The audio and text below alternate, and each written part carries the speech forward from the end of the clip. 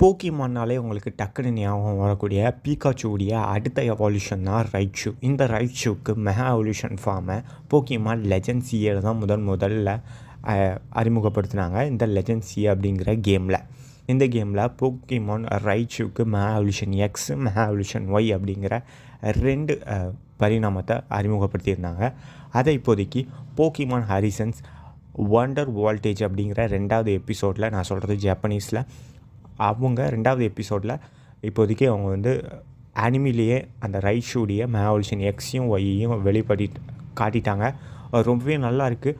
So இதை பற்றின ஒரு சின்ன தகவல் உங்களுக்காக. XYக்கு அதுதான் இந்த போக்கிமான் லெஜெண்ட் ZA கேமுக்கு கொண்டு வந்திருக்காங்க.